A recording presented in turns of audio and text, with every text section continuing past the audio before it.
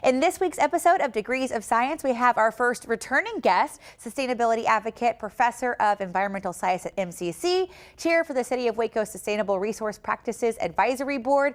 She also serves on the board of directors for the Texas Land Conservancy and on the sustainability committee for MCC. That is Michaela McCown, along with Anna Dunbar, an avid bird and nature lover. She is on the board for the Central Texas Audubon Society and Keep Waco Beautiful. Before retirement, she worked in the environmental field for 40 years, most recently with the City of Waco's Solid Waste Services. Both of these lovely ladies joined me to talk about a very important campaign across the state, Lights Out Texas. Lights Out Texas is a campaign of education, awareness, and action that focuses on turning the lights out at night to help billions of migratory birds that fly over Texas annually. Here's our conversation.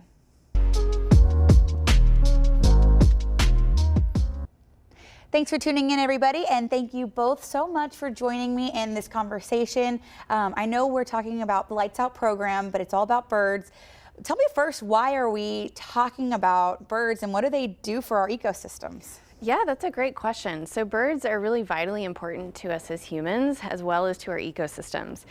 So first, let me just say that birds are big business. Lots of people really enjoy engaging in bird activities, whether that's hunting or bird watching. And so that generates over $100 billion from an economic perspective. So that's a huge benefit to us as humans. We've also seen that birds are really important for pollination and spreading seeds. They help disperse seeds from over 90% of woody species. Wow. So yeah, they're really essential in all of these ecosystems and ensuring that these systems continue to thrive. And by protecting birds, we also see that we get other benefits as well. So by protecting bird habitat, we've actually seen that we're helping to protect our water supply. And so we get all of these additional side benefits from birds. Plus, we think they're really cool. Yeah. Yeah. And Anna, I know you're a big bird advocate as well. What does that look like in your everyday life? So I have a bird area in my side yard and in my backyard, and like many Texans, I put out hummingbird feeders and, you know, waited till they're pretty much gone now because of migration. Okay. And I planted natives in my flower beds to bring in the hummers and, you know, look specifically for plants that they would like. I also think that bird watching for some people leads to other kind of environmental care. They start, you know, noticing more things. Maybe they get into different kinds of nature photography. Oh, yeah. And they start planning trips around birds and that kind of thing. Like you said, a big business, really. It is. Well, Anna, you mentioned that the hummingbirds aren't here because of bird migration, which is kind of why we're talking today. Right. And bird migration, I know, is a big thing that happens in Texas that people may not know about. Can you guys tell us a little bit about the numbers on bird migration through Texas? Yeah, so we have a little over 1,100 different species of birds in the U.S., and we have over 660 that are documented in Texas. Wow. So first off, Texas is a great state for birding, and huge diversity depending on where you're at across the state for what types of birds you might see. And most birds are migratory, which means that they're going to spend a different location for the winter compared to the summer breeding season. And during those migration periods in the spring and in the fall, approximately 1 in 4 birds in North America migrate through Texas. Wow. And all along that migration, you know, birds are going to face a lot of threats. It's a very challenging journey. Some birds are migrating all across the continent, all the way from Canada down to Meso or South America. And so there are a lot of threats that they face along the way. And so birds experience very high mortality rates during their migration.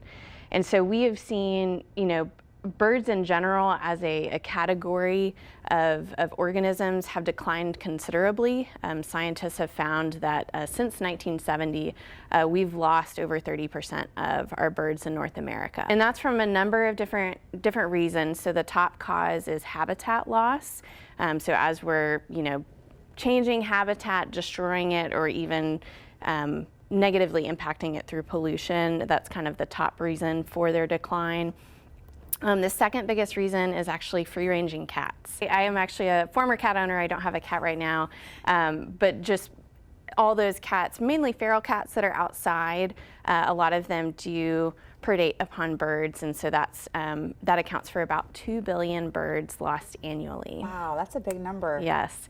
And then the third biggest reason for bird decline is collisions with windows in buildings. That accounts for about 1 million birds lost annually. And so that is something that, particularly during migration, we can make a huge difference by changing how we interact with migratory species during that time when they are at such high risk. And that's where the Lights Out program comes into play. Yeah, and so I know the Lights Out program has been around for several years now. How did that initiative really get started? Yeah, so it started in 2017 when there was a kind of mass bird casualty in Galveston. Over 400 birds were found in a single event that had come into contact with a building. And so a lot of different local groups kind of started to raise awareness, and Texan by Nature kind of started to push out a lot of awareness and start the Lights Out program in 2020. And Texas Audubon has kind of taken that over and partnered with a lot of other organizations, Cornell, Texan by Nature, lots of entities, I can't name them all, to make this a statewide effort and continue it moving forward. Well, you mentioned the Texas by Nature. Our former First Lady Laura Bush, she was a really big part of, a big advocate for this, so I know a lot of big names have been supportive of this, and you're part of the Audubon program Yes. as well. So what does that look like right now and taking that effort over? So right now, Central Texas Audubon is focused on educating those that are interested in birds, and we have a Facebook page and so on. We haven't, and Audubon is an apolitical group, so we generally speaking don't go to city councils and, that kind of thing. But we advocate, and we certainly advocate for everyone doing what they can on their property. You talk about the education and the advocacy. Kind of what are some of the goals as a whole for the Lights Out program? Yeah, so the biggest component of the Lights Out program is turning your lights out during peak migration. So in the fall, that generally is in September and October, with full migration occurring from August all the way through November. And in spring, peak migration tends to be in April through May, okay. But full migration occurs from March through June. So just encouraging everybody, whether it's businesses or at your private residence, city organizations, to turn your lights off every night between 11 p.m. and 6 a.m. Okay. And that's because that's when birds are migrating. They migrate at night, which is really interesting, and not everybody knows that they migrate at night. And turning those lights off kind of keeps them on track. The lights are a distractor for them. It draws them into these urban areas where they're much more likely to collide with windows and buildings and lead to those high mortality rates. So the Lights Out program is really just increasing awareness about what impact we have on this group of organisms. And it's something that's so easy to do, right? Just by turning your lights off at night, we are helping the birds, right? We are saving energy, right. which is also good. And we've also seen that light pollution has all of these other negative impacts. On humans, it affects our circadian rhythm, it affects the circadian rhythm of other organisms, and we're polluting our night skies. And so we're not seeing all of these cultural resources like being able to engage in stargazing like we used to. So there are all of these side benefits by turning off your lights. And obviously we can't turn off all the lights, right? There are some safety concerns with that. So the Lights Out program does ask that, non-essential lights be turned off. And then if you have to have some type of lighting, to think about what are some alternatives to reduce the light trespass that's going up into the sky. Mm-hmm. So can you have motion sensors, right, to just turn on a light when it's needed, when you see movement? Can you have some type of fixture that just directs the light downwards to where it needs to go? If you think about, a street light or a light on your home, we just need that light on the ground where we need to see, not directed up into the air. So you're saying almost that the lights downward are better than upwards, because I've seen both of those on just homes in general. So downwards is better. Yes. Okay, that's Yeah, a good... I bought the little solar ones, the solar powered ones, so I can just pull them up and move them if I want to, and they're real low light intensity, but it just marks the pathway. And then on my garage, I have the motion sensor light. Perfect. I think those are some easy steps that people can make adjustments to. And like you said too, there's other benefits besides just helping the birds in the migration. That's a great benefit, but also like the energy savings, and that equates to dollars and cents too. Yeah, for sure. And so there's actually been a number of cities across Texas that have kind of really joined wholeheartedly into this effort and have issued lights out proclamations. So those include kind of major cities in Texas, Dallas, Fort Worth, Travis County, Houston, Arlington. These are all cities that have basically said, you know, we want to join in this effort and turn out as many lights as we can during peak migration to really help birds and provide all of these other side benefits. I think that's a really big thing to know, is that it's supported by all these mayors across Texas too, wanting to help the effort, because like you mentioned at the very beginning of our conversation, that so many birds throughout the United States travel through Texas, and so having mayors in Texas support this really does make a big impact. And so if they're doing it, I think we can do it in our homes too. Yeah, it's something that's really easy to do. Just turn off your lights, and they also say if you have lights on indoors to just make sure your blinds are closed during kind of that peak night migration time from 11 p.m. to 6 a.m. I know you guys had mentioned a little too about some resources available to people that want to partake in this. Can you guys tell us a little bit about those resources? Yeah, so Lights Out has a lot of resources and more information available for folks online. So if you just Google, you know, Lights Out Texas, you'll see all sorts of resources and more information. But really the best thing that people can do to help birds is A, participate in the Lights Out program, but also just learn more about birds in general. And so there's a lot of need for research and information about birds, and lots of ways for people to get involved. Coming up is the Christmas bird count, which is a census of the birds at the non-migratory time in the Western Hemisphere. There's about 20 countries, and the Christmas bird count began in 1900. In McCown County, it began in 1957. So we have a lot of data from most of those years, and can see the trends of what's happening in McCown County. It's a free event that you can do on your own. Yeah, and we're in the peak season right now through fall of migration. And so when does the Christmas bird count start? So nationwide, it's from December 14th through January 5th. And in McCown County, it's Saturday, December 17th and Saturday, December 31st. We've seen as many as 40,000 birds.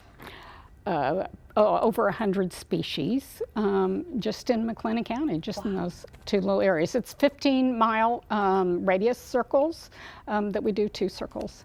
And there have been a lot of, we have everything from teenagers to gentlemen and ladies in their 80s. So everybody can do it. Yes, everybody can do it. Yeah, and even if people, may not, if they don't have much experience, they can still say that they want to participate, because we need people to help record data. Right. And so that's a great way to learn, is to kind of tag along and yeah, my first Christmas bird count, that's what I did. Yeah. I was the note taker, and counting how many white-winged doves we saw. Michaela, you sent me a resource that was pretty cool, where you can see the migration patterns. Can you tell us a little bit about that website and that resource as well? Yeah, so Birdcast is a website that was put together through Cornell, and basically it's just kind of a map that looks at what is estimated in terms of migration numbers for birds, as well as what's actually happening in real time. And so they look at the radar and are able to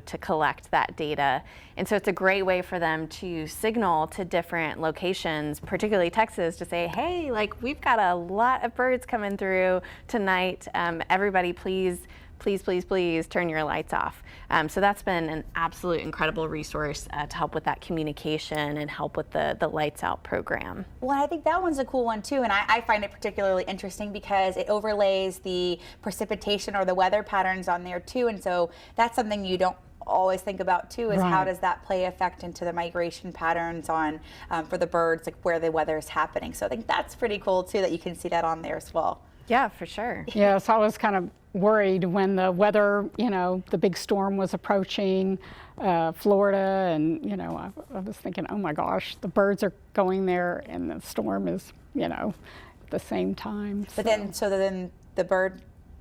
Say it again. Birdcast. Oh, Birdcast. I keep saying the wrong thing. Birdcast. That's another cool app. But that can kind of tell you if they are going around the storms, then where they're headed, and we can be prepared for that if they're coming our way to turn our lights off. Yeah, exactly. Good idea. Yeah, I did want to share some additional resources that if folks, are interested in learning more about birds, there are a lot of great apps that people can download on their phone. Merlin ID is a great one to help with visual identification of birds, but also song identification, because a lot of folks, hear a lot of birds, but unless you've been doing it for a while, it's hard to know what those songs are. And they are a lot of different birds saying different things. BirdNet is another one of my favorites. It records the song of birds that you hear, and it'll kind of give you a guesstimate for what it thinks that call is, which is really neat. And then if people are wanting to help collect data for birds, which can also go a long way to help understanding more about different species and kind of what's happening on a global and more local scale with bird numbers, they can use eBird. And that's an app where you can track, are you sitting, are you walking, are you driving, and what birds do you see? And so that all kind of goes into a large database, and it's a type of citizen science project where, anybody who wants to help collect data and knows anything about birds can kind of help input that data, and it can be used for research and to better understand what's happening with birds and what more we can do to help. Yeah, and I think, all the resources you're mentioning and, the Lights Out initiative program, like all of those are easy things that we can do, just those small little steps to, help the betterment of the bird migration, which in turn helps us as well because of the pollination and just the benefits that the birds bring to our ecosystems. So I think these are things that we can all do today. Yes. And most of what she mentioned is at no charge if you have a smartphone. There's also the Audubon bird guides online, or rather as an app on your phone. And that's really nice. I have memories of carrying my backpack with all of my books and various guides in there, and now you can have it all at your fingertips. The benefits of technology there. Yes, and I think that's a good way for beginners to learn, is to have that guide available as well, because it'll give you more specific information about the bird after you find out what it is on your Merlin app, So, and I have song illiteracy, I think. Probably a lot of us starting out do. I cannot remember a song, I know a blue jay and a cardinal and a red-shouldered hawk or something, but so I love the fact that now they do this recording and best guess at, based on your location, your GPS, and the time of year and so on. It'll give you the best guess as to what that is. That's fantastic. Oh, yeah. Especially for new birders. It is really tremendous. I think most of us are probably new birders at this point in time. So those resources that are, like you said, make it really easy for us to partake is, I think, just a really great benefit. Right. Yeah, right. and I just wanted to ask you both if there was anything else that you want to encourage people to do with the Lights Out program, or any more information that you'd like to share today. Yeah, I think just as many people as possible that can help participate in the Lights Out program, but also just considering light pollution year-round and the impact that it has not just on birds, but humans and other wildlife is really important. So anything that we can do to turn lights off and get dark sky lighting helps from a number of different perspectives. And then obviously birds need energy, so if people are so inclined, have a bird feeder, buy good quality food, have a bird bath with water available for them as well, because they need that energy. to make it across our state. Yeah, we want to help them out in more ways than one, definitely. Right. So you guys, we're right in peak migration right now. It happens through the fall season and again in the spring season as well, and the Christmas bird count coming up as well, so we can kind of see who's flying through central Texas, and we'll start to turn our lights off from 11 p.m. till 6 a.m., right? Yep, you got it. Yep. And thanks everyone to help these birds make it all the way through our beautiful state. Yes. Awesome. Easy switches to make, and thank you guys so much for coming on and talking about the Lights Out program today. Thanks for having us. Thank you very much. We'll see you guys next week.